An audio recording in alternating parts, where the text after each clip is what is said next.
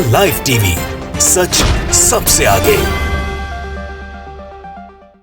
नमस्कार आदाब, मैं रजा अंसारी। बनारस में है और बनारस इस बार जो है चुनाव का सबसे बड़ा गढ़ होने वाला है, क्योंकि एक तरफ तो यह प्रधानमंत्री नरेंद्र मोदी का संसदीय क्षेत्र है, तो दूसरी तरफ बनारस जो कि बाबा विश्वनाथ की नगरी जिसे कहा जाता है। अब सवाल ये है कि योगी आदित्यनाथ लगातार ये कह रहे हैं कि इस बार जो है परिवर्तन नहीं होगा, बल्कि विकास के नाम पर वोट देंगे, और उत्तर प्रदेश में बेरोजगारी दर सबसे कम है। तो लोगों से जानेंगे क्या सच में ऐसा है या यहाँ पर भी कुछ परिवर्तन की हवा है या कुछ नए लोगों को मौका देने की कोशिश में। वैसे केजरीवाल की टीम भी जो है यहाँ पर काम कर रही है, कांग्रेस, केजरीवाल, और दूसरी तरफ जो है अखिलेश यादव, जो पूरे सक्षम तरीके से कह रहे जैसा उनका सपोर्टर बता रहे। दादा क्या नाम हुआ? मेरा नाम मनीष गुप्ता है।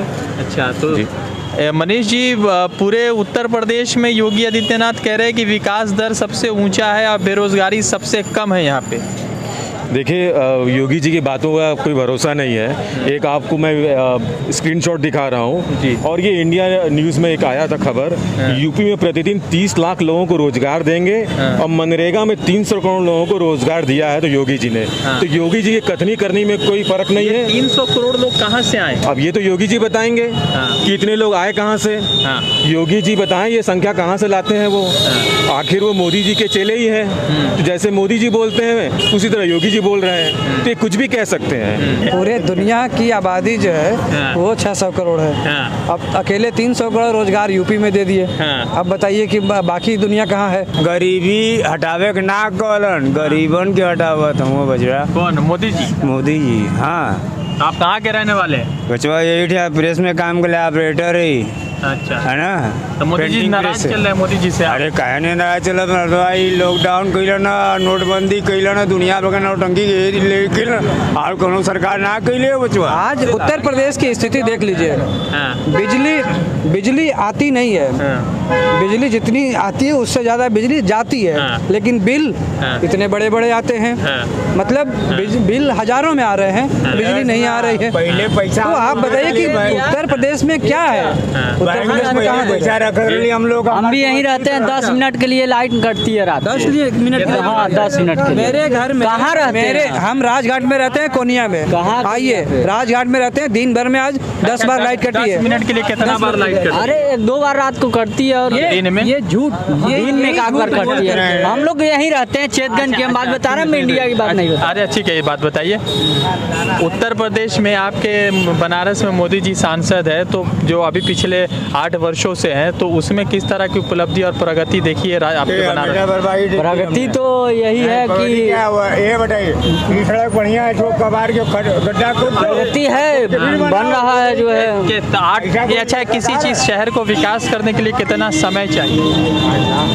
अब समय तो मोदी जी बताएंगे, हम तो बताएंगे। तो मोदी जी को पूरा अपना संबंध दे चुके हैं। हाँ। अच्छा, तो ऐसा पिछले 3 दिन से मेरे यहाँ दिन भर में दर्जनों बार बिजली कट रही है। मैं इस बात का प्रत्यक्ष गवाह हूँ। और बिल 2 कमरे का मेरा मकान है, और बिल महीने का 800 से 900 रुपए आता है। पूरे देश की, उत्तर प्रदेश की जनता को उन लोगों ने बंदर बना रखा है, और सोचते हैं कि ये मदारी हैं और जिस तरफ नचाएंगे हम लोग नाचते रहेंगे।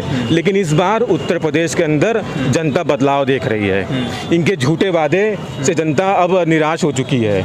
उत्तर प्रदेश के अंदर हिंदू मुस्लिम की राजनीति नहीं होगी, उत्तर प्रदेश के अंदर काम की राजनीति होगी। जो काम करेगा वो सत्ता में राज करेगा। हो क्या रहा है देश में? एक तरफ पेट्रोल 100 रुपये लीटर, दाल का रेट वही है, तेल 200 रुपये लीटर हो गया। जब आदमी पेट्रोल, दाल और तेल जब खरीद सकता है, तो ये 5 किलो राशन, हाँ गैस तो अभी बची रहा, गैस 1000 रुपया।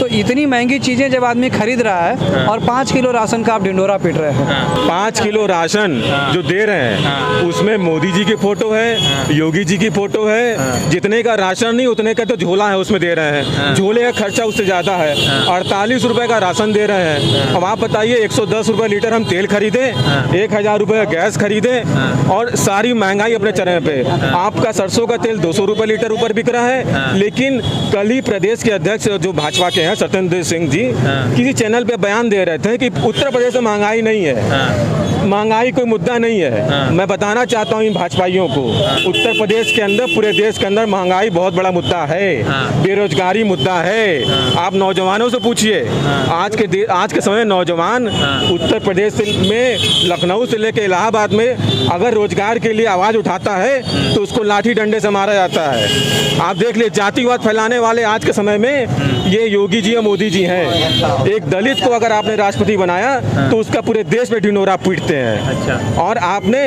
किसी पिछड़े को अगर आप कुछ पद देते तो उसको बताते हैं कि जताते कि तुम पिछड़े हो, तो ये बताते जताते हैं, आपको नीचा दिखाते हैं। तो इस तरह की राजनीति करना चाहते हैं। लेकिन इस बार ये बदलाव की राजनीति होगी।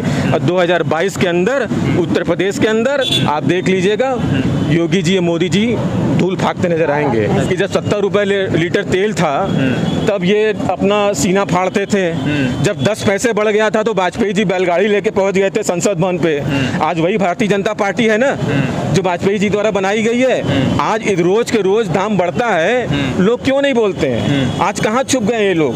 महंगाई पे आप इतने सवाल क्यों नहीं उठा रहे हैं? तो देश की जनता सारी बातें समझ रही है, बस सही समय का इंतजार कर रही है। और इस महंगाई बेरोजगारी की चोट जनता इस बार अपने वोट से देने वाली है। मोदी जी ने तो कहा ना कि भाई राम मंदिर बनाएंगे, तो राम मंदिर तो बन गया, तो वो तो अपने वादे में और मुद्दों में कामयाब हो गए। मोदी जी ने बहुत अच्छी बात कही, राम मंदिर हम बनाएंगे।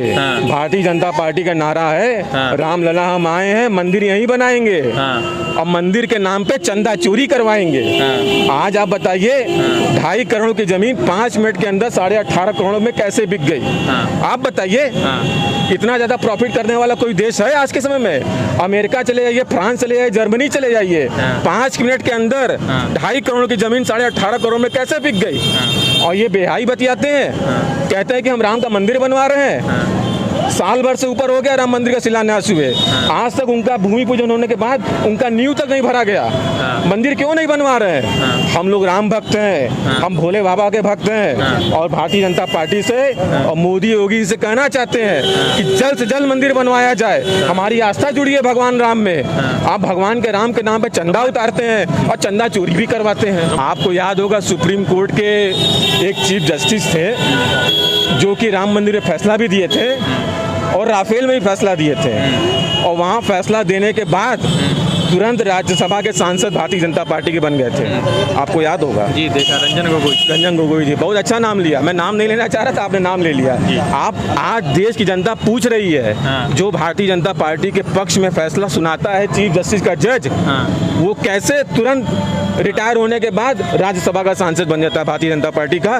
देश की जनता ये जवाब मांग रही है। कैसे सीबीआई का डायरेक्टर बन जाता है कोई व्यक्ति जिसके ऊपर आरोप था कि उसने 20 करोड़ रुपया चंदा दिया था भारतीय जनता पार्टी को, वो सीबीआई का डायरेक्टर बना दिया जाता है 4 दिन पहले रिटायर होने के? तो देश की जनता ये सवाल पूछ रही है और इसका जवाब अपने वोट से देगी इस बार। अच्छा, एक बात बताइए, कोरोना काल में गंगा जी में लाशें बह रही थी, कुत्ते नोच रहे थे लाश को, मगर उसके बावजूद भाजपा के लोग कह रहे हैं कि ये जो है प्रोपेगेंडा कर रही है और ये कथा कथित मीडिया जो है ये फुटेज चला रही है। तो अब सवाल ये है कि वो फुटेज सही थे या गलत थे? मैं कहता हूँ आप उसकी जांच करा लीजिए।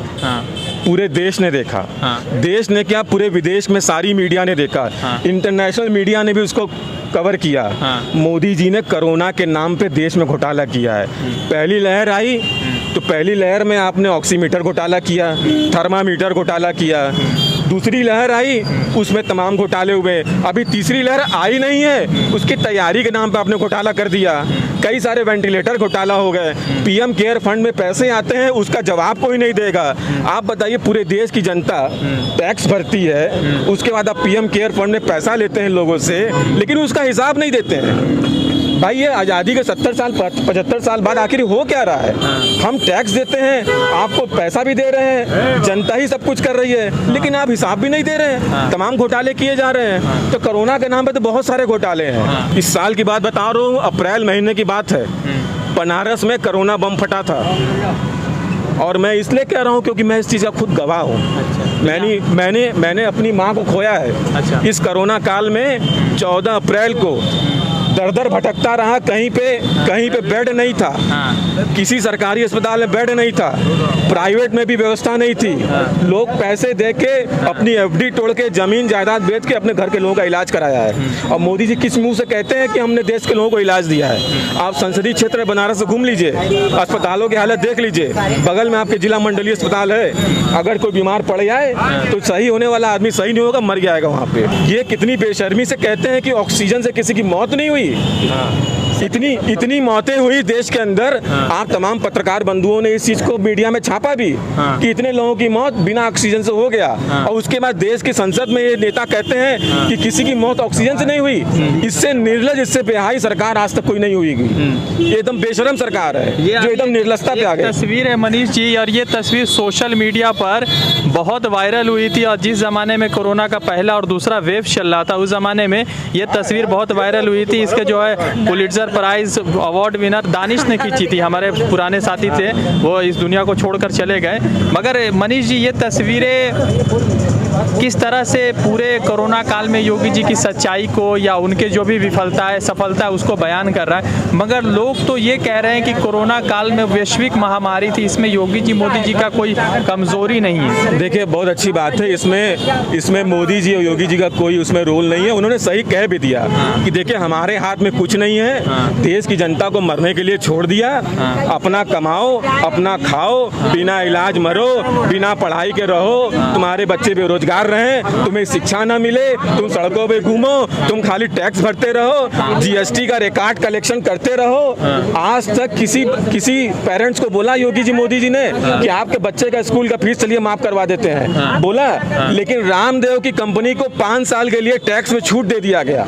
कहिएगा तो रिकॉर्ड दिखा दूंगा आपके पास, आपके ही अखबार में छपा है, किसी अखबार में पत्रकार ने छापा है कि रामदेव की कंपनी को 5 साल के लिए छूट मिल गया। किसी व्यापारी के बारे में पूछा? व्यापारी जो दिन रात मेहनत कर रहा है, जो छोटे व्यापारी है, वो दिन रात मेहनत कर रहा है, अपने बच्चों का भरण पोषण कर रहा है, पढ़ाई लिखाई करा रहा है, सारा टैक्स दे रहा है, बिजली का बिल भर रहा है, सब कुछ कर रहा है, किसी का टैक्स माफ नहीं किया। लेकिन बड़े बड़े उद्योगपति जो इनके साड़ू भाई बने हुए हैं, जो इनके विजय माल्या से लेके नीरव मोदी से लेके और अंबानी अडानी से लेके आज पूरे देश में बेचने का काम किया है, रेल बेच दिया, सेल बेच दिया, भेल बेच दिया, देश बेच दोगे, अब बचा क्या है? हमें भी बेच दो। मोदी जी अमित शाह जी का ये नारा एकदम बिल्कुल सही है, हम दो हमारे दो। मोदी जी, अमित शाह जी और अंबानी जी, अडानी जी, ये दो बेच रहे हैं, ये दो खरीद रहे हैं, सब कुछ इन्हीं का राज है। तो लगातार उत्तर प्रदेश के चुनावी कवरेज पर है, द लाइव टीवी की टीम उत्तर प्रदेश के चुनावी कवरेज पर है। अब सवाल सबसे ज़रूरी क्या है कि एक तरफ कोरोना की वैश्विक महामारी में लोगों की अलग अलग राय है, तो दूसरी तरफ लोग ये सोच रहे हैं कि किस तरह से बेरोजगारी दर उत्तर प्रदेश में बढ़ती जा रही है। योगी आदित्यनाथ के अपने दावे ये हैं कि 5 वर्षों में बहुत रोजगार दिए हैं और बेरोजगारी दर उत्तर प्रदेश में सबसे कम है। अब जनता डिसाइड करेगी 2022 में किसकी सरकार बनेगी, किसकी नहीं बनेगी, मगर बहुत सारी ऐसी क्षेत्रीय पार्टी है या नेशनल पार्टी है जो इस बार उत्तर प्रदेश में अपना किस्मत आजमा रही है। केजरीवाल भी है, अखिलेश यादव भी है, दूसरी तरफ प्रियंका गांधी है, तो और भी दूसरी क्षेत्रीय पार्टी है जो भाजपा के समर्थित भी है, कुछ लोग अखिलेश के समर्थित है। अब सरकार किसकी बनेगी, जनता किसको अपने सत्ता परिवर्तन में शामिल करेगी, वो जनता डिसाइड करेगी। द लाइव टीवी की टीम बनारस से रजा अंसारी के साथ जुड़ते दूसरे अपडेट के साथ, धन्यवाद। द लाइव टीवी, सच सबसे आगे।